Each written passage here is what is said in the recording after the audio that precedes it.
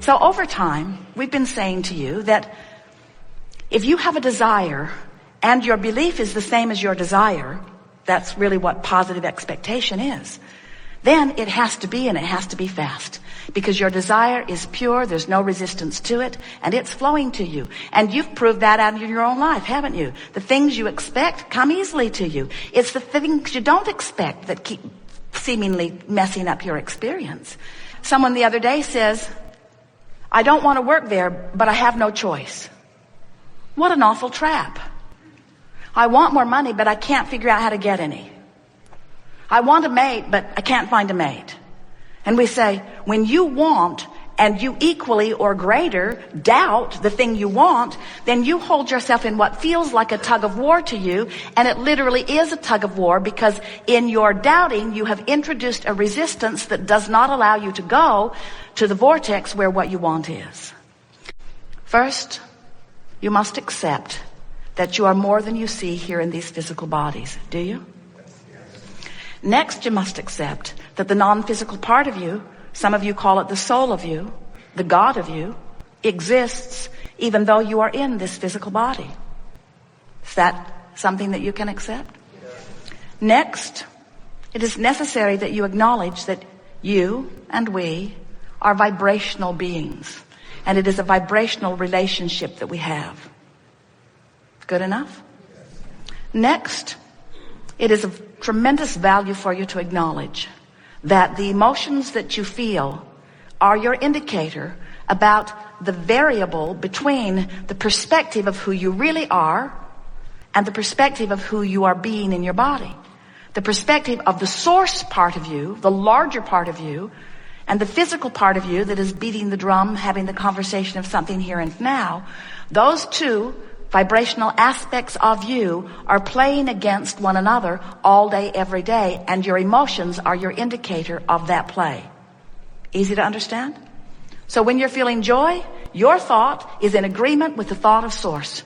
When you are loving someone and rippling with goosebumps, those goosebumps are your inner being's acknowledgement and agreement with the thought that you have focused within you. When you're hating someone, resenting someone, regretting something, that icky feeling within you is your vibrational emotional guidance system letting you know that while you have the free will to focus as you wish here in this physical body, you've focused yourself out of alignment with who you are, and the resistance is evident in the negative emotion. Easy enough to accept? And so this gathering, this conversation is not about needing to do anything to fix anything, because whether you are consciously aware of it or not, you are source energy. And whether you are consciously aware of it or not, you are vibrational beings. And whether you are consciously aware of it or not, while you are here in your physical bodies, you are simultaneously source energy. Bigger, more of you, source energy than physically focused. And whether you are aware of it or not, the contrast that you live causes you to expand the universe. And whether you are aware of it or not, the larger part of you takes the expansion and holds it steady and revels in the good work that you have done. And whether you know it or not, well-being abounds and always will. So this workshop is not about fixing any of that, because that's all percolating along just fine in your awareness or ignorance of it. What this gathering is about is that we don't think you should have to croak and be part of the next generation before you reap the benefit of what you have asked for. We think that you should be able to ask and receive now.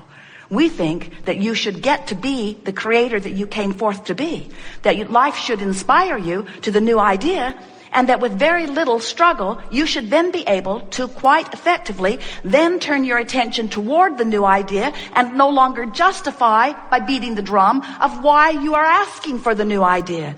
Just ask, and it is given, and let it be.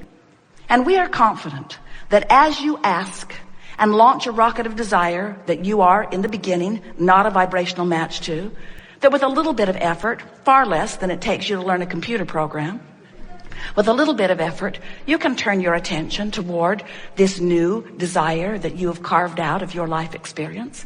And as you do that, as you turn your attention toward it and familiarize yourself with the feeling of the success of that request, and let that vibration of this satisfied request be your dominant chronic offering, that it then in very short order must manifest. Because when you remove the resistance from this vibrational equation, when you remove the contradictory vibration to the desires that you have fostered, those desires have to manifest in full form for you and all to see. But then we know that even though you have manifested your desire, you now, oh, and it is such a good thing, stand in a whole new place, a whole new platform with a whole new set of contrasting experiences, which are going to cause you again to know more specifically, more clearly what you don't want, which is going to cause you to ask for what you do want. And we know that you have the ability, now you've asked with clarity, to turn and give your undivided attention to what you are now asking for. No longer beating the drum of your validation or justification or excuse for asking. You see, you don't need any validation. When you ask, it is given. We see clearly what you've put there, and we know the expansiveness of who you have become, and we know the capacity for clarity and love that is really you, and we don't blame you a little bit if you're not completely up to speed with the fullness of who you have become. You feel awful and you want it. We just want to say to you, there's no way of filling the void of not being in the vortex other than getting in the vortex. Can't buy one more thing and bring it home. Can't eat something, drink something, shoot something. You can't find somebody else to give their attention to you, to love you enough. In other words, it's not possible for you to fill the void that is the fullness of who you are without getting in the vortex, which simply means you just got to stop doing that thing you do that doesn't let you in. So what are some of the things you do that prevent you from getting into the vortex? And you understand this vortex is just this high, non-resistant energy place where you rendezvous with the source. Esther's in the vortex, otherwise she could not receive Abraham with this clarity. In other words, she is up to speed with the vibration that is us, and that's why the conversation is seamless between the intent of that which we are offering and her ability to deliver it. That's in the vortex. When you're in the vortex, that's when your inspiration is at its greatest. That's where authors and artists and musicians, that's where those that you call masters often find what they call their inspiration. They're in the vortex where they have clear view of not only the idea, but the path to which it will unfold. When you're in the vortex, things unfold for you in a way that there's no question in your mind that that's the thing to do. You know how sometimes you say, I don't know whether to go this way or that way. You're not in the vortex, because if you were in the vortex, you'd say, I'm going this way and I don't care what anybody thinks about it. When you say, those people over there and their philosophy is really awful and their philosophy is going to bring us all down, you're not in the vortex. And it's not their philosophy that's bringing you down. It's you not being in the vortex that's not bringing you up. No one can bring you down, but your standards of how up you really are keep changing. And if you don't stay up to speed with who you are, you don't feel good. So, what's the difference between a higher, faster vibration and a lower, slower one? Higher, faster feels better. It's what joy and love are. Lower, slower feels worse. It's what depression is. It's what despair and fear are. Higher, faster has less resistance. Lower, slower has more resistance. So really, the operative word that we are talking about here today is, as I stand in my human form, what is it that I could do a better job of controlling that would make the most difference in my life? And we want to say to you, if you'll get a bead on your resistant tendencies and work them into less resistance, your vibration will raise. You'll hover on the brink of the vortex, or you'll pop in often. Once you get in there, you'll be able to maintain your vibrational stability longer so the vortex won't keep spitting you out. It's interesting. You do. You focus on something that makes you feel good and you get in there. Feels really good. Then you remember something. Start focusing on it. The vortex spits you right out. Because if you're not up to speed, you can't sustain that vibration, you see. Now some say, Abraham, what about those guys that I'm pretty sure are going to ask for bad things? If they ask for bad things, will it end up in the vibrational escrow? Will it go to this vortex? And we say, first of all, you got to stop killing each other over who gets to decide what the good things are. In other words, you have a great amount of diversity in what you are asking for. And the assumption that you're the only one that is right is really an erroneous and not good for you assumption. But let's say that most everybody agrees that this one particular really extra special effects heinous act is really not something wanted. And let's say this person is smiling while he's doing it. And people say, look at him, he likes doing that. He likes dropping those bombs on those villages, or he likes taking his gun into that business office and gunning everyone down. And we say, no one ever in a state of alignment offers anything like that. When you have brought yourself into this vortex of creation that is the culmination of who you are, and when you align to it from inside that vortex where only love and well-being abound, you are not in that guarded, resistant, protective modality that makes you then erroneously believe the impossible thing that you can push away what you don't want and make it go away. So over time, we've said to you, when you want it and believe it, it is.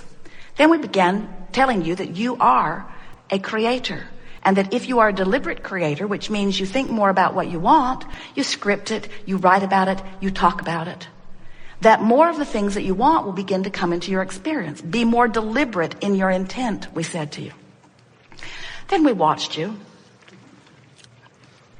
You worried about your thoughts too much then. You got the idea that every word that popped out of your mouth was going to bring immediate response to that word. So you said, cancel, cancel, cancel, as you tried to suck back the word before law of attraction took it away and ran with it. And so then we began explaining to you that well-being really is the basis of your experience, and you have much latitude and leeway.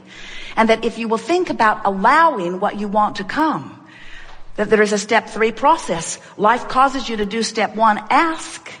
Source answers, and today we're telling you not just answers. Source literally becomes the vibrational equivalent of what you're asking for and holds it in this vortex where law of attraction is gathering. Step 3 is you got to figure out how to be a vibrational match.